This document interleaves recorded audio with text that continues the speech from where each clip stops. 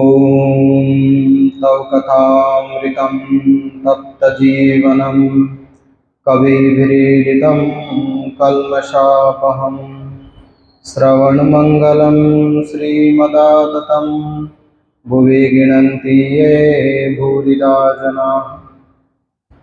आज श्री रामकृष्ण के एक प्रिय शिष्य स्वामी रामकृष्णानंद जी की जन्मतिथि के उपलक्ष्य में हम संक्षिप्त पाठ करेंगे।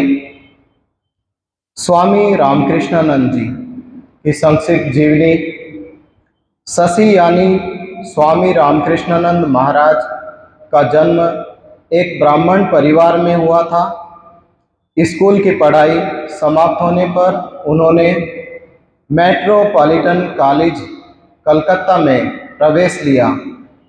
वे अत्यंत प्रतिभावान थे। उनको अंग्रेजी, संस्कृत साहित्य, गणित और तत्वज्ञान के विषय में रुचि थी। अक्टूबर 1883 ईस्वी में एक दिन वे अपने गुरु भाई शरद यानी स्वामी शारदानंद और अन्य मित्रों के साथ श्री रामकृष्ण देव से भेंट करने दक्षिणेश्वर आए। श्री रामकृष्ण देव ने शशि से पूछा कि उसका साकार या निराकार ईश्वर पर विश्वास है। तब शशि ने जवाब दिया कि उन्हें ईश्वर के अस्तित्व पर ही संदेह है, इसलिए वे साकार या निराकार में से किसी एक के बारे में बोल नहीं सकेंगे। शशि के इस जवाब से श्री रामकृष्ण देव प्रसन्न हुए।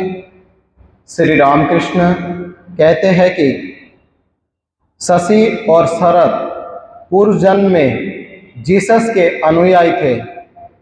कॉलेज में शशि प्रतिभावान थे, लेकिन बाद में धीरे धीरे उनका उत्साह कम होने लगा और वे आध्यात्मिकता की ओर मुड़ने लगे। शशि बीए के अंतिम वर्ष में थे और परीक्षा नज़दीक आ रही थी। उसी बीच श्री रामकृष्ण बीमार हुए। सभी युवा शिष्यों ने तय किया कि पढ़ाई के साथ साथ वे श्री रामकृष्ण की सेवा में लगे रहेंगे।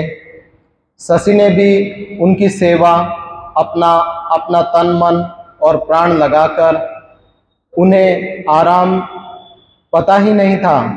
गुरु की सेवा उनके जीवन की सबसे बड़ी चीज़ थी। शशि महाराज ने अपने गुरु की सेवा अंतिम लीला संवरण तक की। श्री रामकृष्ण देव की महासमाधि के बाद सभी युवा सन्यासी वारानगर के एक घर में रहने लगे, जो कि आज भी श्री रामकृष्ण संघ का पहला मठ जाना जाता है। शशि महाराज अपने गुरु भाइयों से कहते कि तुम अपनी आध्यात्मिक साधना शुरू रखो और बाकी चीज़ों की चिंता मत करो। मैं भिक्षा मांगकर मठ चलाऊंगा। मठ में ठाकुर की पूजा आदि चलाने का प्राय सारा उत्तरदायित्व स्वामी रामकृष्णानंद जी ने ही लिया था। ठाकुर की सेवा में किसी प्रकार की त्रुटि उन्हें सहन नहीं होती थी। विनोद प्रिय विवेकानंद इस बात को जानते थे, इसलिए कभी कभी उन्हें चिढ़ाकर मजा लिया करते थे। एक दिन एक भक्त ठाकुर पूजा की शीतला पूजा आदि के साथ तुलना करते हुए व्यंग करने लगे। इस पर नाराज होकर शशि महाराज ने कह दिया कि वे ऐसे भक्त की आर्थिक सहायता नहीं चाहते हैं। स्वामी विवेकानंद तुरंत बोल उठे, तो फिर भिक्षा मांग कर ले आ। शशि ने भी उत्तेजित होकर कहा, ऐसा ही करूँगा। तब स्वामी जी बनावटी क्रोध के साथ तर्क करने लगे कि जहाँ मठ के भाइयों को अन्न वस्त्र आदि का अभाव है, वहाँ पूजा में इतना व्यय करना अनुचित है। तर्क बढ़ते देखकर लाटू महाराज बीच बचाव करने को अग्रसर हुए, पर स्वामी जी ने उन्हें कुछ धमकाकर चुप कर दिया। परंतु इसके साथ ही एक ऐसी मजे की बात भी कह डाली कि जिससे हंसी की खूब तरंग उठी, और उस दिन का तर्क वितर्क न जाने किधर बह गया। स्वामी रामकृष्णानंद की ठाकुर पूजा भी एक देखने की चीज थी। वे केवल विधि के अनुसार ही पूजा करके संतुष्ट नहीं हो जाते थे, वरन ठाकुर को जीवन समझकर उनकी सेवा किया करते थे। गर्मी के दिनों में स्वयं को कष्ट होने पर वे पंखा लेकर ठाकुर को झलने लगते और स्वयं को पसीना आते रहने पर भी उसी में आराम का अनुभव करते थे। भोर में उठकर वे दांव के उल्टी तरफ से ठाकुर के लिए दतौन पूछ दिया करते थे। एक दिन प्रातःकाल भोग देते समय उन्होंने देखा कि बूढ़े बाबा सच्चिदानंद ने उसे अच्छी तरह पूछा नहीं। उन्हें इस पर बड़ा दुख हुआ और वे तुरंत ही सच्चिदानंद की अच्छी तरह नहीं पूछा और उन्हें उस पर बड़ा दुख हुआ और वे तुरंत ही सच्चिदानंद की खोज में निकले एवं कहने लगे, आज तूने हमारे ठाकुर के मसूड़ों से खून निकाल दिया। आलम बाजार में आकर स्वामी रामकृष्णानंद जी की जिम्मेदारी और भी अधिक बढ़ गई। स्वामी ब्रह्मानंद जी के आने तथा मठ का भार ग्रहण करने तक एक तरह से वे ही मठ के कर्णधार थे। परंतु आनंद की बात यह है कि आलम बाजार आने के एक वर्ष बाद मठ की आर्थिक स्थिति में काफी सुधार हो गया। इस मठ से भी स्वामी रामकृष्णानंद जी कहीं अधिक बाहर नहीं जाते थे। यहाँ तक कि उन्होंने उत्तर भारत के श्रेष्ठ तीर्थ काशीधाम भी दर्शन नहीं किया था। एक बार वे बिना बताए निकल पड़े थे, परंतु चिंतातुर गुरु भाइयों को उनकी तलाश में दक्षिणेश्वर से अधिक दूर जाना नहीं पड़ा। उस बार वे दक्षिणेश्वर के काली मंदिर से ही लौटकर मठ चले आए थे।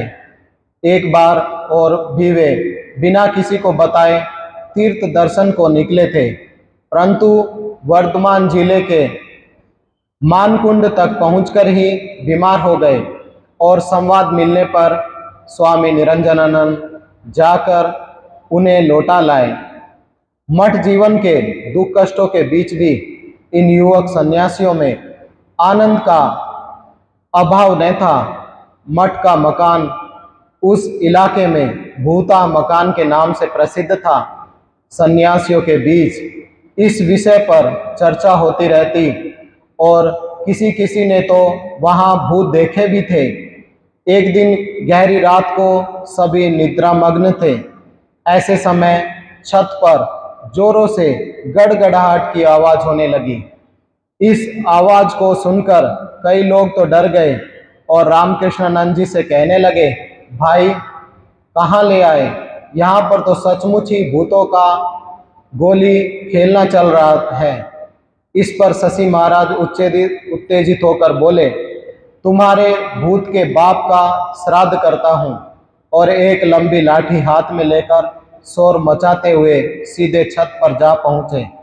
वहाँ पहुंचकर उन्होंने देखा कि कसरत का डंबल और लालटेन पड़ी हुई है। तब उन्होंने सभी को बुलाकर कहा, तो क्या भूत लालटेन लेकर खेला करता है? बाद में पता चला कि वह स्वामी शारदानंद और सदानंद की कारीगरी थी।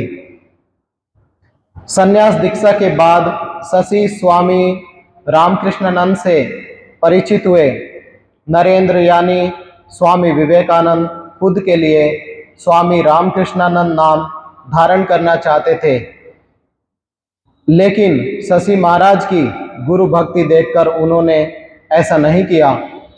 साधना के हेतु अन्य गुरु भाई तीर्थ यात्रा और परिभ्रमण करने गए, लेकिन स्वामी रामकृष्णानंद अपने गुरु की पूजा अर्चना छोड़कर कहीं नहीं गए। स्वामी विवेकानंद जी के कहने पर रामकृष्ण संघ के कार्य के लिए उन्हें मद्रास जाना पड़ा। सत्य को उजागर करने का उनका तरीका बहुत सीधा साधा और करुणापूर्ण रहता था। एक बार कॉलेज के एक प्रोफेसर के साथ राजनीति और धर्म के बारे में बातचीत करते वक्त सची महाराज कहते हैं, राजनीति में इंद्रियों को स्वतंत्रता मिलती है, लेकिन धर्म में इंद्रियों से स्वतंत्रता यानी कि मुक्ति पानी है। एक बार वार्तालाप के वक्त उन्होंने कहा, विज्ञान के जरिए मनुष्य बाह्य जगत के साथ संघर्ष करता है और धर्म के जरिए मनुष्य अंतर जगत के साथ संघर्ष करता है। दोनों संघर्ष महान है, इसमें शक नहीं, लेकिन एक संघर्ष में सफलता मिलती है तो दूसरे में विफलता। यही अंतर है। जहाँ विज्ञान रुकता है वहाँ धर्म शुरू होता है।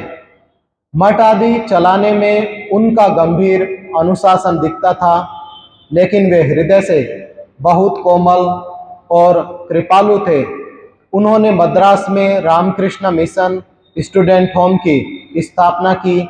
कोयम्बतूर में उन्होंने देखा कि कई लोग फ्लैग से ग्रसित हुए और उनके बच्चे निराधार हुए हैं। ऐसे बच्चों की जिम्मेदारी स्वामी रामकृष्णानंद महाराज जी ने ली और इस तरह से दक्षिण भारत के मिशन कार्य में शिक्षा क्षेत्र का प्रारंभ हुआ। अत्यंतिक शारीरिक परिश्रम करने से उनका शरीर क्षीण होता गया, फिर भी उनके मुख में ईश्वर का नाम जप शुरू रहता। ईसा मसीह के प्रति उनकी बहुत भक्ति थी।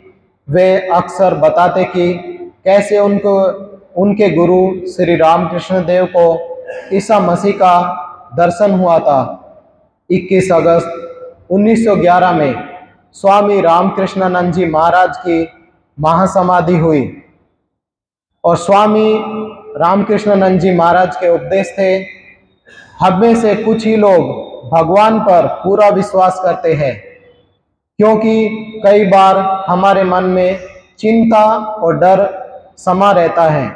अगर हमारा सचमुच ईश्वर की कृपा शक्ति पर विश्वास होगा तो हमारे मन में कभी किंतु नहीं आएगा।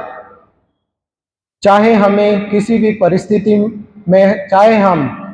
परिस्थिति में हो, हमें भगवान श्री रामकृष्ण देव को कभी नहीं भूलना चाहिए। यही हमारा आदर्श और लक्ष्य होना चाहिए। यह भी निश्चित है कि परमेश्वर हमें कभी नहीं त्यागेंगे, चाहे हम कहीं भी हो। संसार के प्रति आकर्षण अहंकार का सूचक है और ईश्वर के प्रति आकर्षण मतलब समर्पण। ओम निरंजनम नित्यमनंतरूपम भक्तानुकंपाधृतविग्रहं वे ईशावतारं परमेशमित्यं तं रामकृष्णं शिरसा। जय श्री राम।